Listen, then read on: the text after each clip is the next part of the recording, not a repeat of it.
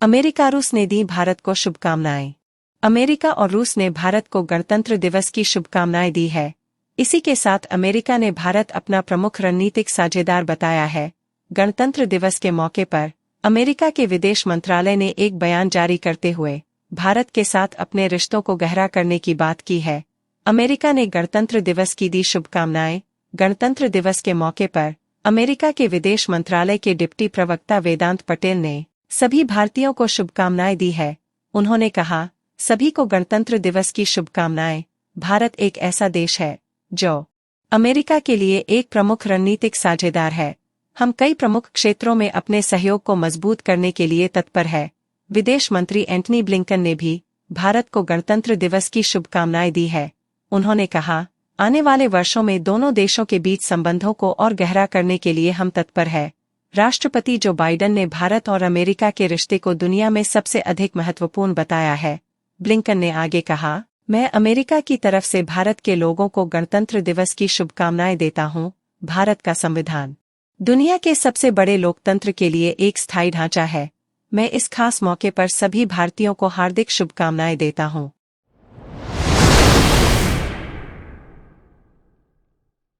प्रधानमंत्री ने दी गणतंत्र दिवस की शुभकामनाएं। देश आज अपना 75वां गणतंत्र दिवस मना रहा है। दिल्ली में कर्तव्य पथ पर हुई परेड में दुनिया ने भारत का शौर्य देखा। साथ ही विभिन्न राज्यों और मंत्रालयों की झांकी में देश की समृद्ध संस्कृति ने अभिभूत किया। इस बार का गणतंत्र दिवस कई मायनों में खास रहा। 100 से ज्यादा महिलाओं के बैंड ने परेड की शुरुआत की। वहीं परेड के दौरान भारत की नारी शक्ति ने देशवासियों को गर्व करने का मौका दिया।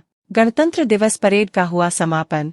पीएम मोदी ने लोगों से मुलाकात की और दर्शकों का अभिवादन स्वीकार किया। उत्तर प्रदेश की झांकी में थीम अयोध्या, विकसित भारत समृद्ध विरासत को प्रदर्शित किया गया।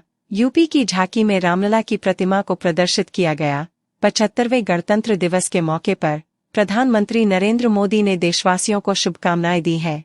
प्रधानमंत्री नरेंद्र मोदी ने इस मौके पर एक्स पर पोस्ट करते हुए लिखा, देश के अपने समस्त परिवारजनों को गणतंत्र दिवस की बहुत बहुत शुभकामनाएं। जय हिंद।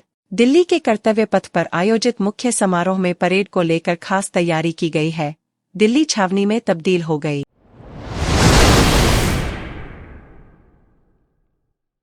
आदित्य L1 हुआ सक्रिय।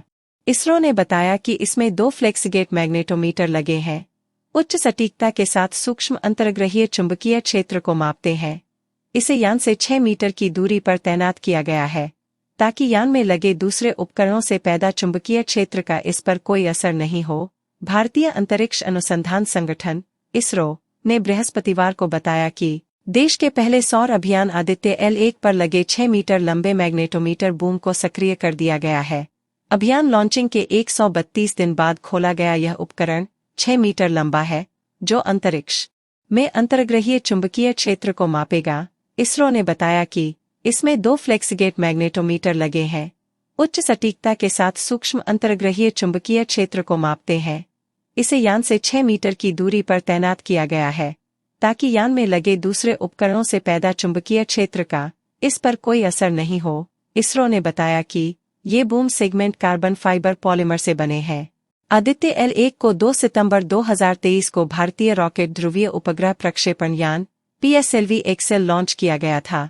6 जनवरी को यह पृथ्वी और सूर्य के बीच मौजूद लैग्रेंज बिंदु 1 पर पहुंच गया। इसमें कुल 7 पेलोड लगे हैं, जिनमें से 4 पेलोड सीधे सूर्य को देखते हैं और शेष 3 पेलोड लैग्रेंज बिंदु पर ही कणों और क्षेत्रों का अध्ययन करते हैं।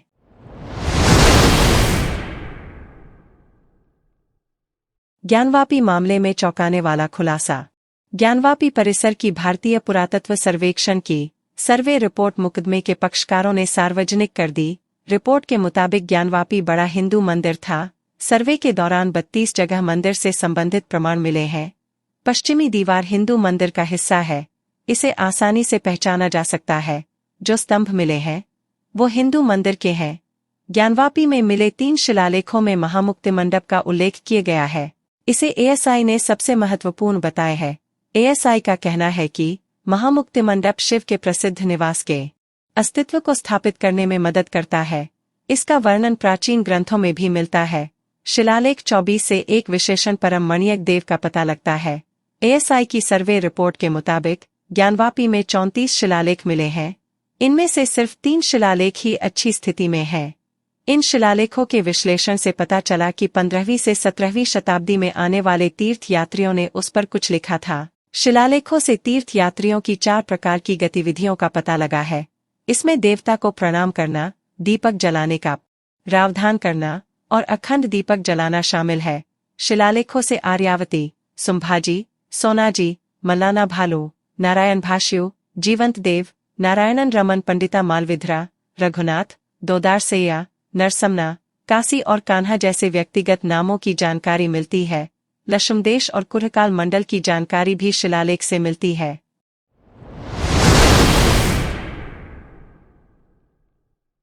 हिमालय क्षेत्र में लगातार बढ़ रहा भूकंप का खतरा। दुनिया के सबसे ऊंचे पर्वत के नीचे का भूविज्ञान पहले की तुलना में और भी जटिल हो सकता है। हिमालय का निर्माण भारतीय और यूरेशियन टेक्टोनिक प्लेट के टकराव से हुआ था। वैज्ञानिकों के नए विश्लेषण में यह बात सामने आई है। भारतीय टेक्टोनिक प्लेट पृथ्वी के आवरण में जाकर 2 हिस्सों में टूट रही है।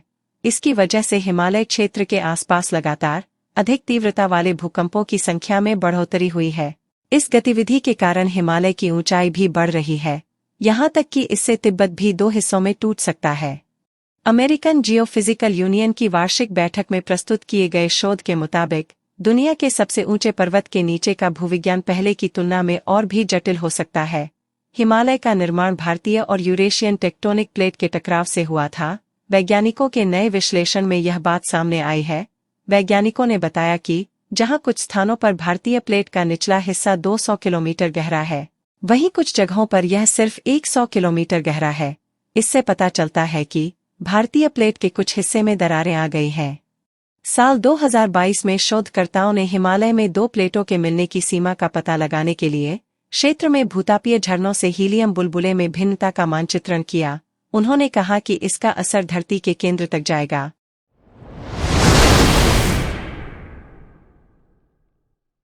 भारत ने पाकिस्तान को लताड़ा।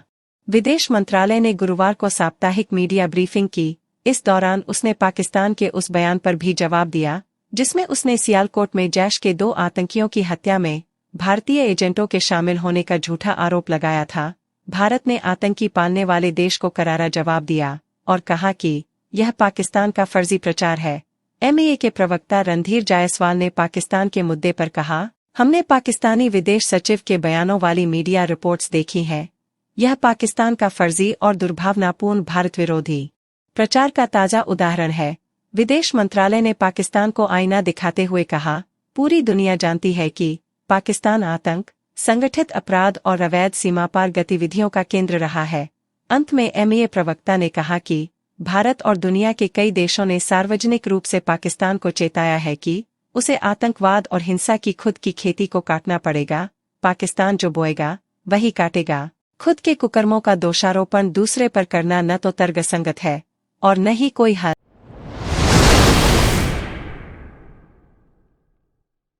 क्या नए भारत के निर्माण में सहायक होंगे तीनों विधान? भारतीय साक्ष्य अधिनियम को सुदृढ़ करते हुए पुराने अधिनियम की 23 धाराओं को संशोधित किया गया है और 170 धाराओं में वर्तमान कानून को शुद्ध रूप में प्रस्तुत किया गया है। ये तीनों नए कानून किसी क्रांति से कम नहीं है और इस गणतंत्र दिवस पर देश के जनवरी से जनवरी को एक अमूल्य वरदान की तरह है। गत वर्ष दिसंबर में संसद में 3 नए कानूनों का पारित होना और राष्ट्रपति द्वारा उन्हें अनुमोदित किया जाना एक ऐतिहासिक अवसर था जिसकी पूरे गणतंत्र को प्रतीक्षा थी। नए गणतांत्रिक बदलावों के तहत 1860 में बनी आईपीसी को भारतीय न्याय संहिता, 1898 में बनी सीआरपीसी को भारतीय नागरिक सुरक्षा संहिता और 1872 के भारतीय साक्ष्य अधिनियम को भारतीय साक्ष्य संहिता के नाम दिए गए हैं।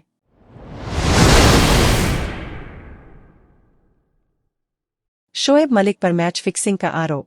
हाल ही में पाकिस्तानी अभिनेत्री से तीसरी शादी करने वाले दिग्गज क्रिकेटर शोएब मलिक एक गंभीर मामला में बुरी तरह फंस गए हैं। बांग्लादेश प्रीमियर लीग के दौरान उन पर मैच फिक्सिंग के आरोप लगे हैं।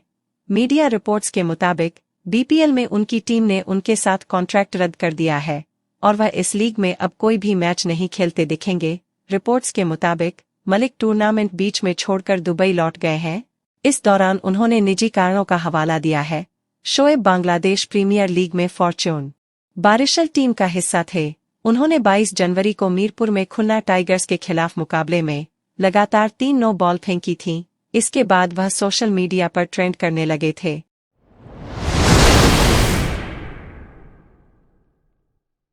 न्याय यात्रा में राहुल गांधी का हमशक्ल होने का आरोप। कांग्रेस की भारत जोड़ो न्याय यात्रा असम से पश्चिम बंगाल में दाखिल हो गई है। असम में भारत जोड़ो न्याय यात्रा के दौरान कई विवाद देखने को मिले। अब इसे लेकर असम सीएम हिमंता बिस्वा शर्मा ने प्रेस कॉन्फ्रेंस की और भारत जोड़ो न्याय यात्रा को लेकर गंभीर आरोप लगाए। असम सीएम ने मीडिया रिपोर्ट्स के हवाले से दावा किया कि भारत जोड़ो न्याय यात्रा के दौरान राहुल गांधी के हमशक्ल का इस्तेमाल किया जा रहा है। असम सीएम ने कहा कि कुछ मीडिया रिपोर्ट्स में दावा किया जा रहा है भारत जोड़ो न्याय यात्रा के दौरान लोगों का अभिवादन करने के लिए राहुल गांधी के हमशक्ल का इस्तेमाल किया जा रहा है। असम सीएम ने आरोप लगाया कि बस यात्रा के दौरान राहुल गांधी और अन्य प्रमुख नेता बस में बने विशेष कमरे में बैठकर आराम करते हैं। वहीं राहुल गांधी जैसा दिखने वाला शख्स बस में आगे बैठकर लोगों का अभिवादन करता है।